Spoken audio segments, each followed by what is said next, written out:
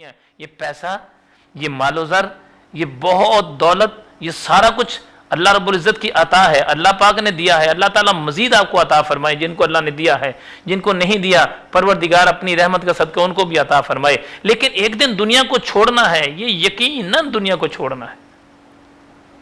बहुत सारी बातें हैं जब करते हैं तो फिर ख्यालात और दूर तक निकल जाते हैं कि ये क्या बात है।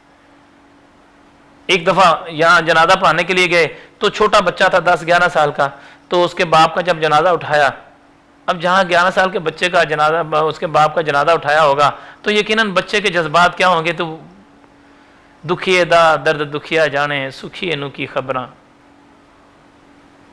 तो अब वो बच्चा अपने बाप के कदमों से लिपट गया और क्या रहा है, उसके अल्फाज सुने, पापा मुझे किसके हवाले करके जा रहे हैं आप, किसके हवाले करके जा रहे हैं, मुझे क्यों छोड़ के जा रहे हैं आप, मुझे क्यों छोड़ के जा रहे हैं आप, किसके हवाले, मैंने नहीं आपको जाने देना। यकीनन जिनके घरों के अंदर एक लाशा रखा होता है, वो हर लाज़िम बात है उसकी बीवी भी अपने अल्फाज में यही कह रही होगी कि मुझे किसके हवाले करके जा रहे हो। अभी बच्चा ये रो रहा था तो उससे छोटी बहन थी, सारे लोग उसको पकड़ रहे थे लेकिन वो भागती हुई अंदर आ गई जहां पे डेड बॉडी रखी थी बाप की।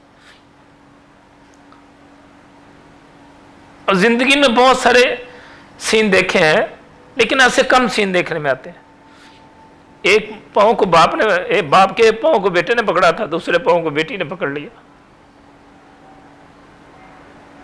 2 बहन भाई थे बस, बेटी छोटी थी, बेटा बड़ा था। 5-7 साल की होगी बेटी, 8 साल की होगी, बेटा उससे बड़ा था थोड़ा। अब एक पाँव उसने पकड़ा, एक उससे पकड़ा।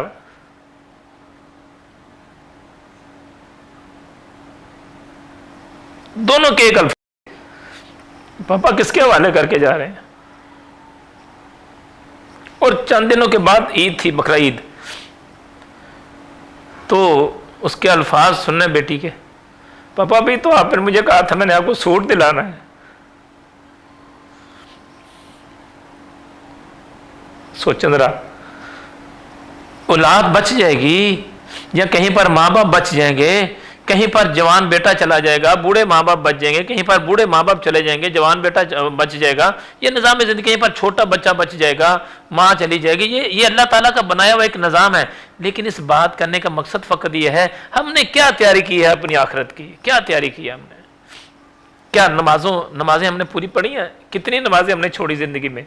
सोचें ज़रा, अनगिनत नमाजों को कज़ा करते रहे, झूठ बोलते रहे, ज़िंदगी में गलत बयानी करते रहे, गुनाहों के अंबार लग गए, ढेर सारे गुनाह हो गए, गुनाह कर करके थक गए, अब तो बुराइयों से बाज ही नहीं आए। और फिर सोचें जरा, आप कब्रिस्तान में कभी जाएं, जो मर्द हजरात हैं जाके देखें, तख्तियां लगी होती हैं, फलां बिन फलां इस डेट को आया और इस डेट को चला गया। सोचने वाली बात है, हमारे से ज्यादा पैसे वाला वहां पड़े हुए हैं, हमारे से ज्यादा खूबसूरत, हम इस हकीकत को क्यों भूल के बैठे हुए हैं, क्यों भूले हुए हम लोग, नहीं एहसास होता कभी हमें इस बातों का। अपने कंधों पे उठाते हैं और कंधों पे उठा के हम कब्रिस्तान में छोड़ के आते हैं। बस कब्रिस्तान में छोड़ने तक कुछ लोग उस वक्त भी पीछे सियासत में पड़े होते हैं, कुछ लोग उस वक्त भी पीछे किसी और को पकड़ा होता है, उसके खिलाफ बात कर रहे थे, उसके खिलाफ, हालांकि जनाजे के साथ चल रहे हैं। सोचा जरा, क्या मैंने आपने जितने दुनिया में इंसान हैं, हमने दुनिया से नहीं जाना, यकीनन जाना है। बारी बारी अल्लाह ताला आप सबको लंबी ज़िंदगी, सेहत और ईमान दे। एहसास ये दिलाना चाहता हूँ, मैं आपको सच कह रहा हूँ, कोई किसी की कब्र में जाके लेटता नहीं है।